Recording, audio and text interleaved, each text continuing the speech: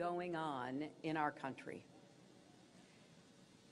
Because what is happening is a sweeping effort to disempower and disenfranchise people of color, poor people, and young people from one end of our country to the other.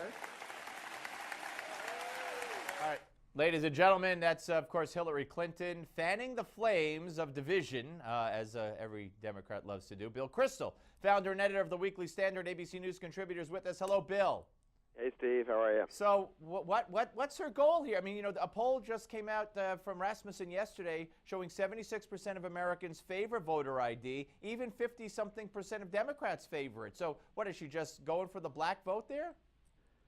Well, I think she's trying to make herself a leader of the liberal wing of the party and appeal to them in a sort of demagogic and divisive way. And maybe if she puts it the way she put it, the poll, voters would say, yeah, you shouldn't deprive people of the right to vote. So maybe she could even pull the wool over the eyes of independent voters. But mostly, she is more scared than people realize about a challenge from the left. That's what that shows, right?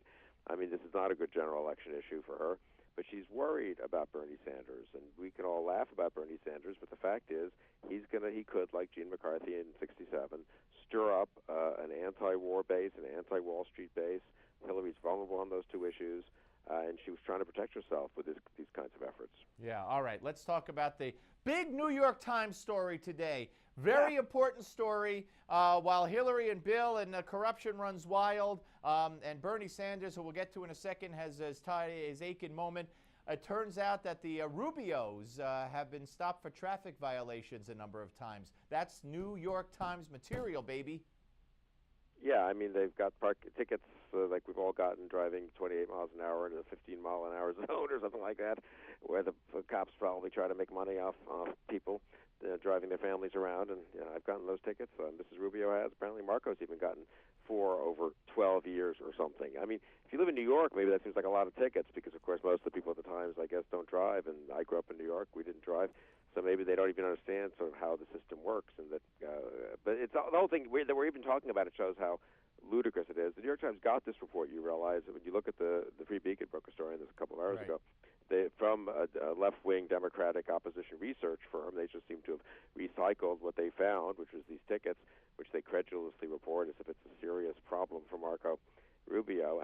What it shows me is the left is very worried about Marco Rubio. This is a year and a half out, and they are trying everything they can to make him look young, reckless, driving fast. I mean, I can't believe most Americans that look at that and think, you know what, he's a normal guy, or they have a normal family, they get an occasional ticket. There's no evidence of recklessness or anything inappropriate behavior. And you know what, maybe having a president who has driven himself and his kids and his wife around to the grocery store and to the Little League games and stuff, maybe that's not such a bad thing to have compared to the Clintons, neither of whom has driven a car in 25 years. Yeah, no, that's a very good point. Very good point. All right, let's talk about what's going on here also with the media. MSNBC and even Senator Tammy Baldwin referred to Scott Walker as having his Aiken moment. And they're talking about the fact that Walker is going to sign a bill that prohibits abortions after 20 weeks into the 6th month.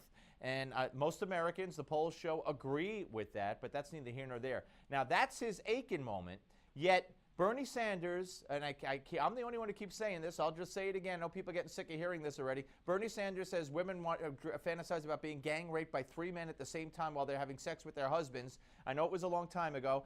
And nothing. That's not his Aiken moment. That's a direct analogy to what Aiken said. It's rape, and nothing.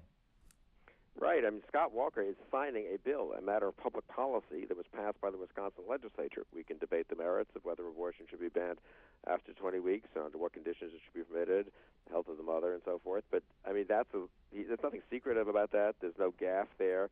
There's nothing that people have to apologize for. What Aiken said, he had to apologize for, quite rightly. What Sanders wrote 40 years ago, he's had to apologize for. So it is insane for them to say that Scott Walker. But fine, let's go to the election. Let's have Hillary Clinton defend people having abortions after babies are viable. I think that's a perfectly legitimate issue for the two to disagree on. But it's a public policy issue. It's a moral issue. It's not an Aiken moment. All right. Now let's talk about the man who, according to David Axelrod, has described himself as the closest thing to a Jew ever to sit in the Oval Office. And as bad as that was, it wasn't half as bad as something I've heard him do before, which he did on Israeli television, where, and this is the first time he brought this up, though. He said, when I was a young man, I was a big admirer of Israel and the principles that made it such a great nation. But now I'm afraid they're losing many of those principles, blah, blah, blah, blah, blah. He, in a condescending, scolding way, he's worried that Israel is giving up the principles that have made it such a great democracy. This guy, the chutzpah is knows no bounds. It's unbelievable. It's offensive, really. If he doesn't like Israeli policy, say so. Don't pretend that did he have a great attachment and affinity to Israel as a young man? Maybe I missed the essays. Well, I'm serious. Some people did. You know what I mean? And if they want to show that, fine. Well, maybe I missed his trips to Israel, his courses he took in the history of the state of Israel and Zionism. There's no evidence he had any attachment to Israel. He was a lefty in college. The left was already kind of anti-Israel back then.